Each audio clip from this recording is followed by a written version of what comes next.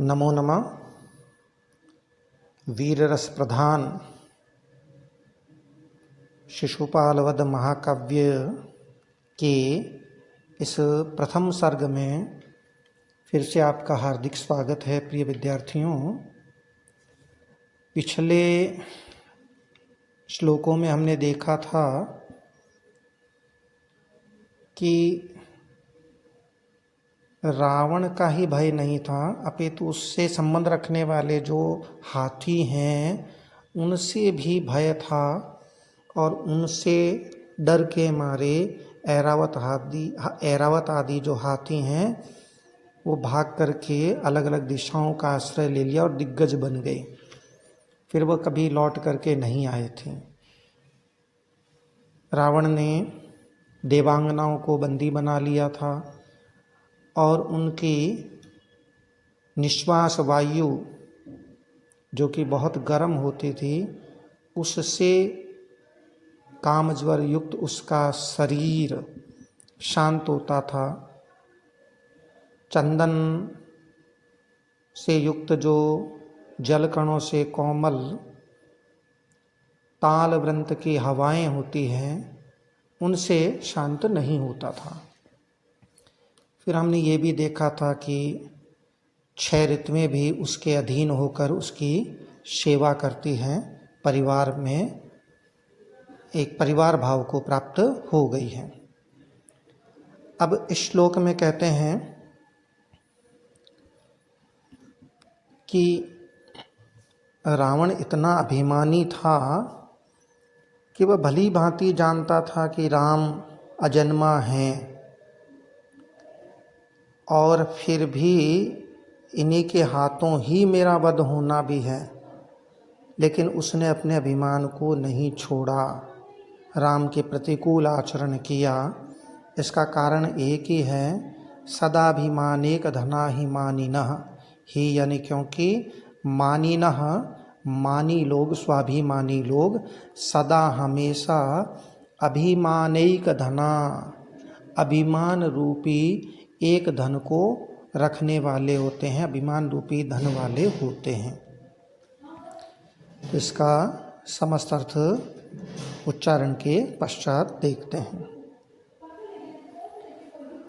अमानवं जातमजं कुले मनोः प्रभाविनं भाविनमन्तमात्मना मुमोच जानन्नपि जानकीं न यः सदाभिमानेकधना हि मानिनः सदाभिमानेकधना हि मानिनः। अमानवम अमानवम अमानुष, अजम अजन्मा, लेकिन फिर भी मनोह कुले जातम, मनोह कुले मनु शब्द की षष्ठी है मनोह, जैसे भानु की भानो हो, तो मनोह कुले जातम, मनु के कुले कुल में सप्तमी विभक्ति है, मनु के कुल में जातम मने उत्पन्न हुए। यहाँ विरोध का आभास हो रहा है, लेकिन आगे एक पद दिया है प्रभाविनम, महिमाशाली। जो महिमाशाली होते हैं उनके लिए संभव है, इसलिए विरोधाभास अलंकार है। जो विरोध है उसका परिहार प्रभाविन इस शब्द से हो जाता है। तो अमानवम अमानुष और अजम जन्म रहित, मनोह कुले मनु के कुल में, जातम उत्पन्नम उत्पन्न हुए, मनु के कुल में जन्म लेने वाले, प्रभाविनम प्रभावशाली आपको, महिमाशाली आपको। नारद मुनि कृष्ण से कह रहे हैं कि महिमाशाली आपको, आत्मनः अपना, रावण के लिए कह रहे हैं कि अपना, भाविनम भविष्यकालिक, अंतम अंत करने वाला, आपको भावी अंत करने वाला, जानन अपि जानते हुए भी, जानन, ज्ञा धातु क्षत्रिय प्रत्यय है, पुल्लिंग में रूप बनता है जानन। ये रावण के लिए आया है कि जानन अपि, जानते हुए भी, यह जिसने, जिस रावण ने, जानकीम, जनक की पुत्री को, सीता को, जानकी को, न मुमोच, नहीं छोड़ा। अब इस नहीं छोड़ने रूप जो कार्य है उसमें कारण क्या दिया गया है कि ही, क्योंकि सदाभिमानेक धना ही मानिना, क्योंकि मानिना स्वाभिमानी लोग, सदाभिमानेक धना, सदा हमेशा, अभिमानेक धना, अभिमान रूपी एक धन वाले होते हैं। तो यहाँ जानते हुए भी उसने नहीं छोड़ा, इस नहीं छोड़ने रूप जो कार्य है उसका समर्थन इस कारण से किया गया है।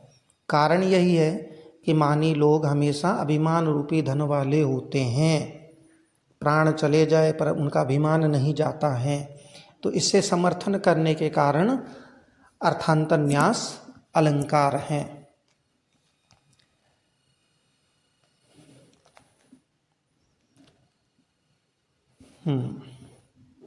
तो ये श्लोक सरल है, स्पष्ट है। आगे बढ़ते हैं। अगला श्लोक। नारद मुनि उनसे पूछते हैं कि कृष्ण को, क्योंकि कृष्ण भी पूर्व जन्म में राम थे, तो उनसे पूछते हैं कि आपने राम का अवतार लेकर के उस आतताई रावण का वध किया था, यह बात आपको स्मरण तो है ना? श्लोक।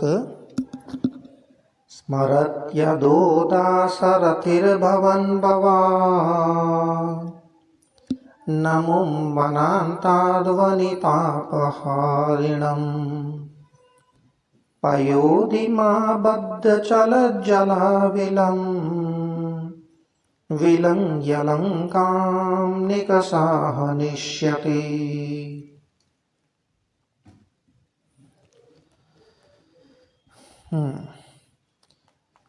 श्री कृष्ण से नारद कहते हैं कि भवान, भवान के बाद अमुम पद है, भवान आपने दाशरथी भवन, दाशरथी होकर के, दाशरथी दशरथस्य अपत्यम पुमान, दशरथ का जो पुत्र हैं, तो यहाँ दशरथ सबसे अत ईय सूत्र से ईय प्रत्यय, तद्धित का ईय प्रत्यय करके दाशरथी शब्द बनाया है।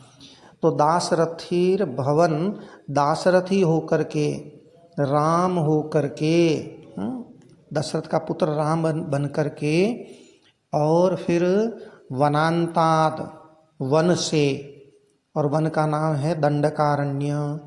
तो वनांताद, वन से, दंडकारण्य से, वनितापहारिणम, अपहारिणम ये द्वितीय विभक्ति रावण के लिए है।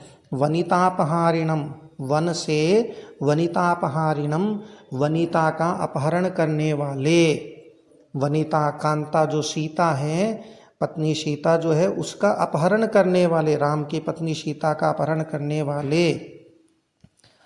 अमुम, अमुम माने उसको, उसको क्या है? पयोधिम विलंघ्य, समुद्र लांग करके, पयोधि समुद्र को कहते हैं, पयोधिम समुद्र को, विलंघ्य लांग करके, लंकाम निकषा, निकषा अव्यय है जिसका अर्थ है नज़दीक, निकट। अभितः परितः समया निकषाहा प्रतियोगेपि, इस सूत्र से इस पद के योग में लंकाम या द्वितीया का प्रयोग किया गया है। तो लंकाम निकषा, लंका के निकट, समुद्र लांग करके लंका के निकट, हनिष्यति मारा था, स्मरति अद, अदह यह, वह बात, स्मरति स्मरण है। नारद मुनि श्री कृष्ण से पूछ रहे हैं कि वह बात आपको स्मरण है क्या? यहाँ आया था पयोधि को लांग करके, तो कैसे पयोधि का, उसका विशेषण है आबद्ध चलत जलाविलम। आबद्ध, आबद्ध होने से, सेतुबद्ध होने से, क्योंकि राम और उनकी सेना ने वहाँ सेतु बना दिया था पत्थरों से, तो आबद्ध यानी सेतुबद्ध होने से चलत, चलायमान, चंचल, उठती हुई लहरों वाले जल से आविलम, मलिन, मलिन पयोधिम, समुद्र को विलंघ्य, लांग करके, लंकाम निक्षा, लंका के नज़दीक, लंका के निकट, हनिष्यति मने मारा था। क्या यह बात आपको स्मरण तो है ना? तो पुनः इस श्लोक का अर्थ देखते हैं कि भगवान आपने, श्री कृष्ण से कहा जा रहा है नारद मुनि के द्वारा कि आपने दाशरथिर भवन, दशरथ पुत्र होकर के, दशरथ नंदन होकर के, राम होकर के, भवन मने होकर, भू धातु क्षत्रिय प्रत्यय है, भवन होकर के, वनांताद वनितापहारिणम, वनांताद पंचमी है, वनांताद वन से, दंडकारण्य से, वनितापहारिणम, वनिता का अपहरण करने वाले, जानकी का अपहरण करने वाले, अमुम उस रावण को, आबद्ध चलत जलाविलम, आबद्ध होने से, सेतुबद्ध होने से, चलत जलाविलम, चंचल जल से, आविल मलिन, मलिन पयोधिम, समुद्र को, विलंघ्य लांग करके, लंकाम निकषा, लंका के निकट, हनिष्यति, ये निकषा अलग पद है और ह जो है वो नी के साथ जुड़ेगा, हनिष्यति, लंका के निकट, हनिष्यति मने मारा था, स्मरति अदह, अदह स्मरति, अदह मने वह, स्मरति मने स्मरण है, या आप जान रहे हैं, क्या यह बात आपको स्मरण है? यहाँ एक विशेष बात और है कि हनिष्यति आया है, हनिष्यति दृढ़ लकार है, श्य जुड़ा हुआ है ना, दृढ़ लकार है, और दृढ़ लकार भविष्य काल में होता है सामान्य रूप से, आपको ये पता है। तो हनिष्यति का अर्थ होना चाहिए था मारेंगे, लेकिन अर्थ क्या किया? मारा था। ऐसा क्यों हुआ? तो इसका कारण है, एक सूत्र है, अभिज्ञा वचने लृट, कि अभिज्ञा वचन समीप में हो, स्मरण कराने वाला जो पद है, यहाँ स्मरति आया है, अभिज्ञा वचन, तो अभिज्ञा वचन जो स्मरण का वचन पास में हो तो फिर लृट होता है। भूतकाल में लृट लकार का प्रयोग होता है, इसलिए यहाँ लृट लकार का प्रयोग भूतकाल में होने से इसका अर्थ किया है मारा था, न कि मारेंगे। आगे बढ़ते हैं। यहाँ तक कवि ने पिछले 19 श्लोकों में रावण के जन्म का वर्णन किया था और पूर्व पक्ष के रूप में रावण के विभिन्न पराक्रमों का भी वर्णन किया। फिर श्री कृष्ण से कहते हैं कि ऐसे रावण का वध करने में भी आप ही समर्थ हैं, तब अवश्य ही उसके पुनर्जन्म में शिशुपाल का वध करने में भी आप ही समर्थ होंगे। अब यहाँ प्रसंग ये है कि पूर्व जन्म में ऐसे भयंकर कार्यों को करने वाले रावण ने ही इस जन्म में चेदी नरेश शिशुपाल के रूप में जन्म लिया है और धोखा देने में तत्पर वह इस जन्म में भी पूर्व जन्म की भांति ही दुष्कृत्य कर रहा है।